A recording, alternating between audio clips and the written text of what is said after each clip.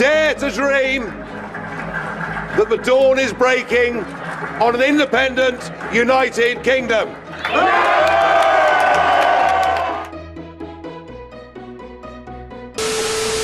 Now, Nexit is hitting some headlines as the Netherlands, many people within the Netherlands want to do what Brexit did. News that talk of a Greek exit from the euro is back. After the Brexit, is a Frexit possible? The decision by the United Kingdom to leave the European Union has upended France's political scene. All the major players for next year's presidential elections here are scrambling to find the best response to the shockwave from across the channel. I'll make one prediction this morning. The United Kingdom will not be the last member state to leave the European Union. To the French presidential candidate, National Front Party leader Marine Le Pen is once again warning she could take France out of the EU, just as Paul suggested there, and also NATO if she gets elected. Marine Le Pen is one of the favourites for that election, along with François Fillon. Regardez les Britanniques, ils ont eu ce courage. Contre tous les prophètes de malheur, ils ont choisi leur destin. Ils ont décidé de redevenir maîtres d'eux-mêmes et de quitter l'Union européenne. Ils ont fait le choix de l'indépendance.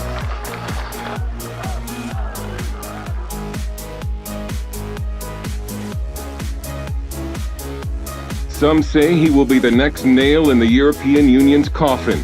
Dutch politician Geert Wilders' anti-EU, anti-immigration Party for Freedom is on track to win national elections in March. In charge of our own country, our own immigration policy, our own border anymore, and the European Union, together with Turkey and other countries, are making a big mess of stopping the tsunami of migrants from the Middle East and Africa. So the only thing that we should do today is to close our national borders, because when it comes to our own culture, when it comes to the cost, when it comes to terror or security issues, we should take the lead when it comes to controlling our own borders. And in order to do that, I think we should leave both the Schengen Treaty as well as the European Union as a whole.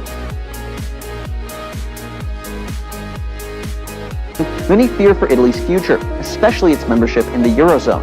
So could we soon see something of an Italexit or a Quitaly? The referendum put forth by Prime Minister Renzi was intended to make the government function more efficiently by reducing the bureaucratic power of the Senate.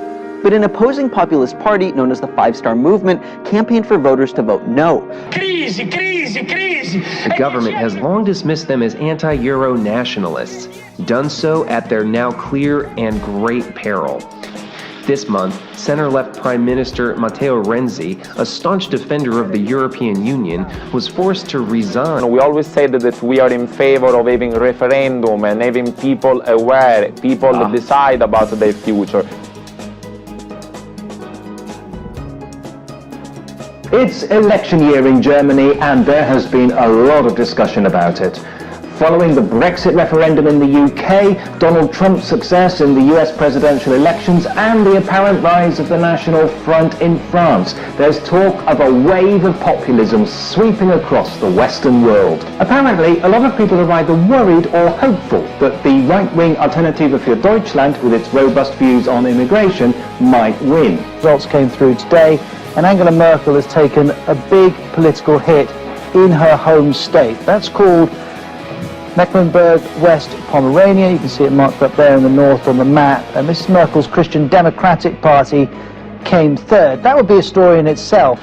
But in second was the far-right AfD party. AfD stands for Alternative for Germany, and it is vehemently opposed to Angela Merkel's policy of admitting over 1 million refugees into Germany.